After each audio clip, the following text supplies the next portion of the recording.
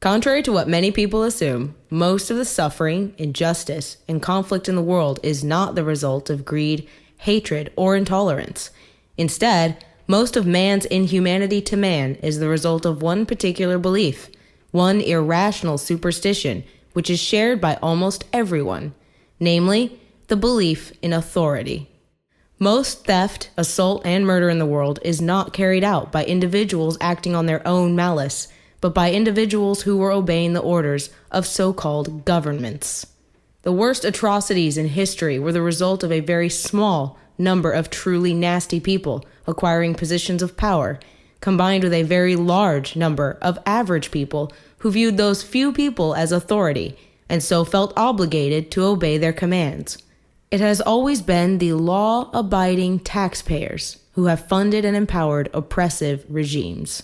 The problem is that most good people have fallen for the lie that when aggression, robbery, and control is committed in the name of law, then it is legitimate and moral, even necessary. The belief in authority tricks basically good people into going along with legalized injustice. Most children are taught that obedience to authority is a virtue, and even most adults still think that bowing to a ruling class, which they call obeying the law, is what makes someone a good person. It's not. On the contrary, being a moral human being requires understanding right and wrong, and doing the right thing, even when authority tells you not to. The basic rules for being a good person are very simple. Treat every other person as if he owns himself, because he does. This means you shouldn't attack, rob, or otherwise initiate violence against anyone. In other words, you shouldn't start a fight. If someone else attacks you, you have the right to defend yourself, but no one has the right to be an attacker. Badges, uniforms, and so-called laws do not change this fact. There is virtue in respecting the rights and property of others. There is no virtue in obeying the law just for the sake of being obedient. Sometimes a law happens to match morality, such as laws against murder. But the reason murder is bad is not because politicians wrote a law about it. Murder is wrong because it violates the self-ownership of the victim. If laws against murder were repealed tomorrow, or if a law was passed commanding some people to commit murder, as has happened over and over again throughout history, murder would still be wrong. Indeed, there are many historical examples where the good people were the criminals, the lawbreakers, the rebels, and traitors to their so-called governments. When the law goes against what is moral and righteous, then it is the duty of every decent person to disobey and resist. These days, few dare to stand up to any supposed authority. Instead, people are trained to participate in elections and politics, which amounts to begging the masters to please be nicer, as if we shouldn't do what we know is right unless and until the politicians give us permission to. Not only that, but decent people are also tricked into believing that it is perfectly acceptable and righteous to control and rob their neighbors as long as they do it by way of voting and the political process. Tyrants love it when they can get the people to cheer for their neighbors to be robbed by way of taxation, or cheer for their neighbors to be forcibly controlled by way of regulation and legislation. In short, the political process is designed to dupe the people into cooperating with and even demanding their own subjugation and the subjugation of everyone else. As long as those in power can trick people into arguing over how government power should be used, arguing over who should be robbed and how much, arguing over who should be bossed around and controlled, then the masses will always be at war with each other and will keep empowering tyrants and throwing away their own freedom. Even otherwise good people feel no guilt about condoning that their fellow man be robbed and dominated, because they've been taught that when extortion and coercion is called taxation and law enforcement, that it is not only moral and proper, but is necessary for society. Only very rarely do people recognize that the only way they will ever have freedom themselves is to allow everyone else, including people they don't like, don't approve of, and have little in common with, to also be free. As long as people keep playing the game where they argue over which power-happy political opportunist should be running things, there will be no freedom or justice for anyone. Every government in the world legalizes aggression and extortion, Every so-called tax or other law is a threat of violence. On one level, everyone knows this. The politicians, by way of the legislative process, tell everyone else what they must do or what they may not do, and anyone who gets caught disobeying will be robbed or caged in the name of the law. The old notion of the divine right of kings has changed into the divine right of politicians, with similar results. Indeed, the belief in government is essentially a religion, the most dangerous and destructive religion ever. Hundreds of millions of human beings have been murdered by their own governments.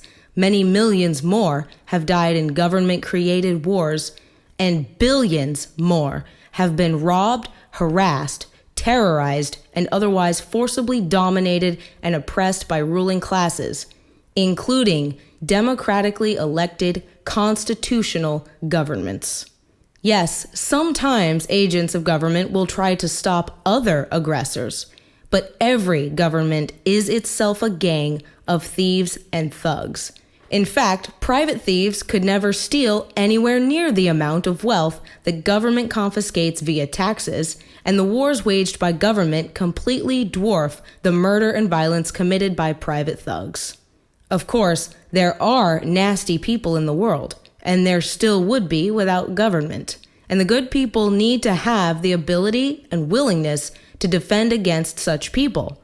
But organizing for self-defense is not, in and of itself, what government is.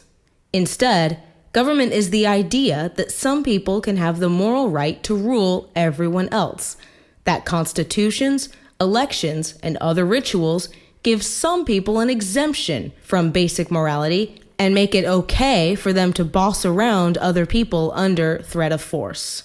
The idea that we need to give a group of people permission to forcibly rob and control us so they can protect us from those who might forcibly rob and control us is ridiculous. And yet most people believe exactly that. They believe that we need government, the biggest thug and thief around, to protect us from thugs and thieves. To make this sound less absurd, the people are taught nonsensical mythology about democracy, representative government, and the consent of the governed. But there are several ways to easily prove that government cannot possibly be legitimate, never has been, and never will be. For example, people obviously cannot delegate rights they don't have themselves. If you do not have the right to rob your neighbor on your own, then you can't possibly give such a right to some public official, nor can anyone else. No election, no constitution, no political process can make robbery and extortion moral and righteous, even if politicians first do a bunch of complicated pseudo-religious rituals and then call the robbery law and taxation. It is also easy to prove that the only thing government adds to society, or will ever add to society, is more immoral violence. In short, anything that is inherently righteous, people being productive, working together, voluntarily cooperating and organizing, defending themselves from attackers and thieves, these things don't require any special authority. You don't need a badge or a uniform. You don't need to be elected or appointed in order to have the right to do things which are already righteous and good. The only thing that so-called authority is needed for is to do things which normal people do not have the right to do, to try to authorize and legitimize acts that would be wrong if done by normal people. In other words, so-called authority is nothing more than permission to do bad things. When someone has been convinced that he has the right to rule others, whether it's a politician who believes he has the right to control your life, or a cop who believes he has the right to forcibly dominate you and forcibly impose the politician's will on you, of course, such people will tend to be callous, power-happy, and violent. When even most of their victims talk and act as if the ruling class has the right to extort and dominate everyone else, of course, there will be corruption, abuse, and oppression. At the Nuremberg trials, Nazis who were directly involved in orchestrating and carrying out mass murder claimed that they weren't to blame because they were just following orders. In other words, they were obeying authority and therefore were not personally responsible for their actions. Although at Nuremberg that defense was rejected, that attitude is still shared by every soldier, every law enforcer, every tax collector, and every bureaucrat of every country in the world, who still imagine that they aren't to blame for robbing, harassing, assaulting, or even murdering innocent people because so-called authority told them to. And that is exactly why authority is the most dangerous superstition in the world, why the belief in government has been the direct cause of the vast majority of human suffering. But what is the alternative? Isn't obedience to authority what keeps us civilized? Wouldn't there be chaos without government, without law, without rules? Well, no. Most people already understand and abide by the non-aggression principle, even if they've never heard it called that. In short, the non-aggression principle states it's not okay to commit aggression, to start a fight, to attack someone else, to initiate violence against anyone else, and that physical force is justified only to defend against attackers. Most people of most cultures and religions already understand this and mostly abide by it, but they've been taught that authority has an exemption from this rule, that aggression committed by lawmakers and their hired enforcers is moral and legitimate. As a result, the belief in government makes humanity far less civilized and far more violent, because people have been taught to believe that legalized violence is acceptable. The vast majority of human pain and suffering throughout history has been a direct result of people ignoring their own moral codes and their own consciences in favor of obedience to some imaginary external authority. The death and destruction that happened under Mao Zedong was not because the Chinese people are evil.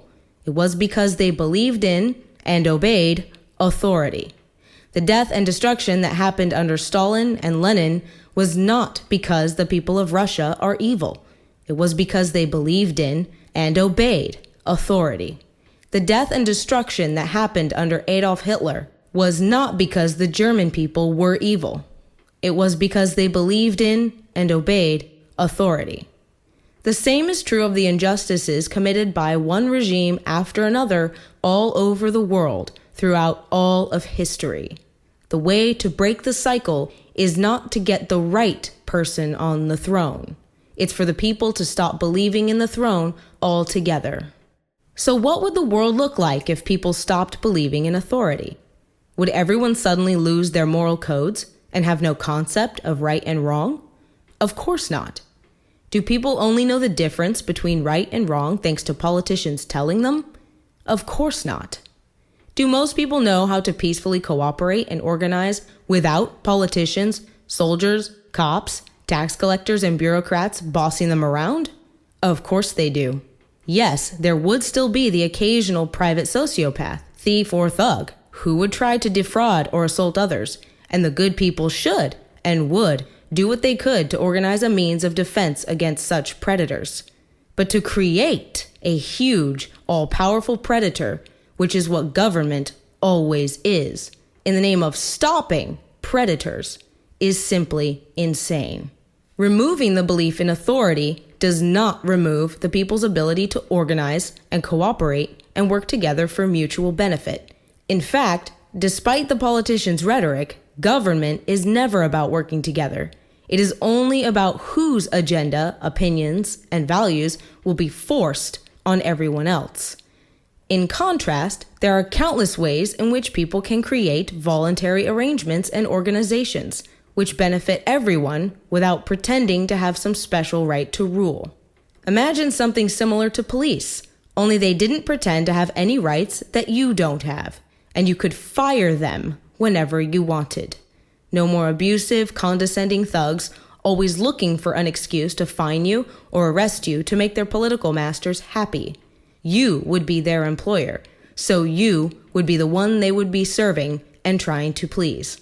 Instead of the inefficient, corrupt, counterproductive, and often destructive government version of various services, imagine if you could decide what charities to give to, what services to purchase, and from whom.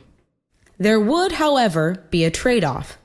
Advocating true freedom, which requires giving up the belief in authority and government, would mean giving up your ability to force your preferences onto others, to force others to pay for whatever you think they should support. You can only have freedom for yourself if you also leave every other individual in freedom. That is why most people want government. They want a guilt-free, risk-free way to butt into the lives of others, to control and rob others by way of the political process, to try to use the violence of the state to make the world into what they think it should be. But of course, the moment you appoint a master over yourself and everyone else, to think that he is going to care about your interests and concerns instead of his own is extremely naive. To volunteer to be the slave of a political ruling class in the hopes that it will do what you want and make the world what you wish it was is simply insane. There is only one path that leads to peace and justice. That path is freedom, and government is always the enemy of freedom. History has taught us that trying to fix the world by way of government always ends in disaster, that in the end the political process empowers the ruling class and no one else. Constitutions don't fix it. Elections don't fix it. Once there is a position of power, it is always the megalomaniacs and sociopaths who will, sooner or later, one way or another, get themselves into that position. And then the big powerful thing that you hoped would be a protector and servant of the people will be an oppressor and exploiter of the people. That is what government has always been and always will be until the people dare to let go of the superstition of authority.